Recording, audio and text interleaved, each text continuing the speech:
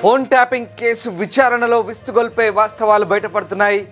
అప్పటి బీఆర్ఎస్ ప్రభుత్వం ఏకంగా 18 మంది హైకోర్టు జడ్జిల ఫోన్ కూడా ట్యాప్ చేసినట్టుగా తెలుస్తోంది. అలాగే ఓ ఏసీబీ న్యాయమూర్తి ఫోన్ కూడా ట్యాప్ చేసినట్టుగా తెలుస్తోంది. మొత్తం మీద ఎమ్మెల్యే అభ్యర్థులు జడ్జిల వివరాలను బీఆర్ఎస్ నేతలు సేకరించినట్టుగా తెలుస్తోంది. ఈ అంశంపై ప్రస్తుతం సంచలనంగా మారుతుంది. ఇక ఏకంగా 18 మంది హైకోర్టు జడ్జిల ఫోన్ ట్యాప్ చేయడం మాత్రం చాలా పెద్ద సంచలనం అంటున్నారు. అప్పటి బీఆర్ఎస్ ప్రభుత్వ హయాంలో ఇలాంటి చర్యలకు పాల్పడ్డారంటూ ప్రస్తుతం ఆరోపణలు వస్తున్నాయి. ఇక ఫోరెన్సిక్ సైన్స్ ల్యాబ్ నివేదిక ఈ సంచలనాలు బయటపెట్టినట్టుగా తెలుస్తోంది. ప్రమోషన్పై సుప్రీంకోర్టుకు వెళ్ళిన ఓ జడ్జి ఫోన్ కూడా ట్యాప్ అయినట్టుగా తెలుస్తుంది. అందులో 5 మహిళా జడ్జిల ఫోన్లు కూడా బీఆర్ఎస్ బ్యాచ్ ట్యాప్ చేసినట్టుగా తెలుస్తుంది. మొత్తం మీద ఫోరెన్సిక్ నివేదికలో ఈ సంచలన అంశాలు అయితే వెలుగు చూస్తున్నాయి. ఏకంగా ప్రజాప్రతినిధులే కాదు, హైకోర్టు జడ్జిలు, అలాగే సుప్రీంకోర్టు జడ్జి, ఇక ఏసీబీ జడ్జి ఫోన్ కూడా ట్యాప్ చేసినట్టుగా తెలుస్తోంది.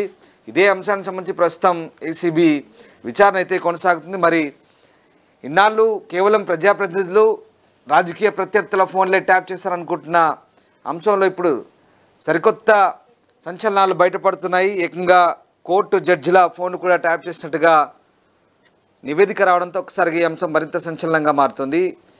విజయ్ ఉన్నారు. విజయ్, కేవలం రాజకీయ పార్టీల నేతల ఫోన్లే కాదు, హైకోర్టు జడ్జిలు, అలాగే సుప్రీంకోర్టు జడ్జిలు, ఏసీబీ జడ్జిలు, ఇలా న్యాయ వ్యవస్థకు సంబంధించినటువంటి అత్యున్నత స్థానాల్లో ఉన్న వారి ఫోన్లు కూడా ట్యాప్ చేసినట్టుగా ఫోరెన్సిక్ నివేదిక చెప్తున్నట్టుగా తెలుస్తుంది. ఇందులో వాస్తవం ఎంత, ఫోరెన్సిక్ నివేదిక అసలు ఏం చెప్తుంది? తెలంగాణలో ఫోన్ ట్యాపింగ్ కేసు సంచలనం సృష్టించినటువంటి సంగతి మనకు తెలిసిందే. గత బీఆర్ఎస్ ప్రభుత్వ హయాంలో ప్రతిపక్ష నేతలతో పాటుగా పలువురు ప్రముఖులు, వ్యాపారవేత్తలు, అలాగే ఇతరత్ర పెద్ద తలకాయల వాళ్ళ ఫోన్లు కూడా ట్యాప్ చేసినట్లయితే ఆరోపణలు అయితే ఉన్నాయి. ఈ మేరకు తెలంగాణ స్పెషల్ ఇంటెలిజెన్స్ బ్రాంచ్ మాజీ ఓఎస్డి ప్రభాకర్ రావు సహా పలువురు పోలీసు ఉన్నతాధికారుల పైన కూడా కేసులు అయితే నమోదయ్యాయి. ఫోన్ల అక్రమ ట్యాపింగ్ కేసులో విచారణ కొనసాగుతుండగా విచారణలో ఇస్తుపోయేటువంటి అంశాలు కూడా వెలుగులోకి వస్తా ఉన్నాయి. గత బీఆర్ఎస్ ప్రభుత్వ సమయంలో తెలంగాణ హైకోర్టులో పనిచేస్తున్నటువంటి 18 మంది జడ్జిల పైన కూడా నిఘా పెట్టినట్లయితే తెలిసింది. న్యాయమూర్తుల వివరాలు ఈ కేసుకు సంబంధించినటువంటి ఓ నిందితుడి కంప్యూటర్ లో ఉన్నాయని చెప్పేసి కూడా పోలీసులు అయితే తెలిపారు. అందులో 5 మహిళా జడ్జిల సమాచారం కూడా ఉందని వెల్లడించారు. అయితే ఈ కేసులో నిందితుల నుంచి స్వాధీనం చేసుకున్నటువంటి సెల్ ఫోన్లు, వారు అధికారికంగా వినియోగిస్తున్నటువంటి కంప్యూటర్లను కూడా ఫోరెనిక్స్ సైన్స్ ల్యాబ్ అయితే పంపించారు. కేసులో 3వ నిందితుడిగా ఉన్నటువంటి భుజంగరావు కంప్యూటర్ హార్డ్ డిస్క్ కు సంబంధించి తాజాగా పోలీసుల చేతికి అయితే ఎఫ్ఎస్ఎల్ నివేదిక అయితే అందింది. సో ఈ మధ్య కాలంలో రిటైర్ అయినటువంటి 3 జడ్జీల ప్రొఫైళ్లతో సహా మొత్తం 18 మంది జడ్జీల వివరాలు భుజంగరావు కంప్యూటర్ లో అయితే లభ్యమయ్యాయి. తెలంగాణ హైకోర్టు నుంచి ఇతర హైకోర్టులకు బదిలీ అయినటువంటి మరో 3 జడ్జీల వివరాలు కూడా గుర్తించారు ఆ కంప్యూటర్ లో. సో వివిధ రాజకీయ పార్టీలకు చెందినటువంటి నియోజకవర్గ స్థాయి నేతలు, ఎమ్మెల్యే అభ్యర్థులు, పలువురు న్యాయమూర్తుల ప్రొఫైల్ కూడా ఉన్నాయి దాంట్లో. ఈ మధ్య పదవీ విరమణ చేసినటువంటి 3 ప్రొఫైళ్లతో సహా ఈ 18 మంది న్యాయమూర్తుల వివరాలు కూడా లభించినాయి దాంట్లో. సో అందులో ఉన్నటువంటి పదోన్నతి మీద సుప్రీంకోర్టుకు వెళ్ళినటువంటి న్యాయమూర్తి సమాచారం కూడా ఉంది. సో తెలంగాణ హైకోర్టు నుంచి ఇతర హైకోర్టులకు బదిలీ అయినటువంటి మరో 3 వివరాలు కూడా ఉన్నాయి. హైకోర్టు జడ్జిల పైనే కాకుండా నాంపల్లి ఏసీబీ కోర్టుల్లోని ఓ కీలక జడ్జి ప్రొఫైల్ కూడా ఆ కంప్యూటర్ లో లభించినట్టుగా మనకు పోలీసులు అయితే చెప్తున్నారు.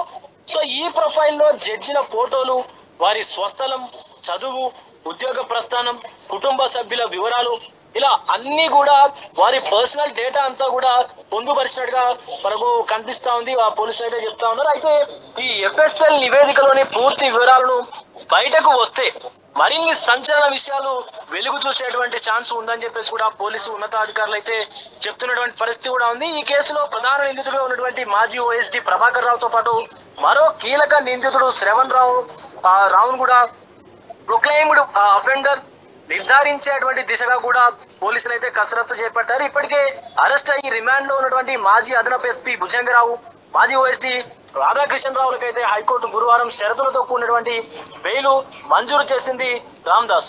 సో మరి చూడాలి, ఈ ఒకవేళ గనక ఈ జడ్జిల వివరాలు గనక ఖచ్చితంగా నిజంగా కంప్యూటర్ లో ఉన్నట్టుగా తేలితే మాత్రం ఈ యొక్క కేసు అనేది దేశవ్యాప్తంగా కూడా సంచలనం సృష్టించేటువంటి అవకాశం అయితే ఉంది రామ్దాస్.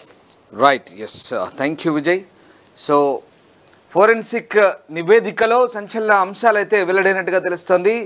హైకోర్టు జడ్జిలతో పాటు సుప్రీంకోర్టుకు వెళ్ళిన ఓ జడ్జి ఫోన్ కూడా ట్యాప్ అయినట్టుగా తెలుస్తుంది. మొత్తం 18 మంది జడ్జీల ఫోన్లు అప్పటి బీఆర్ఎస్ ప్రభుత్వం ట్యాప్ చేసినట్టుగా తెలుస్తుంది. కేవలం రాజకీయ పార్టీల నేతలే కాదు, ఏకంగా జడ్జీల ఫోన్లు కూడా ట్యాప్ చేశారనే అంశం ఇప్పుడు బయటికి సమాచారం వస్తున్న నేపథ్యంలో ప్రస్తుతం ఈ అంశం అయితే సంచలనంగా మారుతుంది. మరి దీనిపై ఏసీబీ ఎలాంటి చర్యలు తీసుకోబోతుంది, ఫోరెన్సిక్ నివేదిక ఎలాంటి ఇంకా వాస్తవాలను వెల్లడిస్తుందనేది మాత్రం మరింత సంచలనంగా ఉంది. ప్రపంచంలో ఏ మూల ఏ క్షణం ఏం జరుగుతుందో వేగంగా తెలుసుకోవడానికి తొలి వెలుగు వాట్సాప్ ఛానల్ని ఫాలో చేయండి.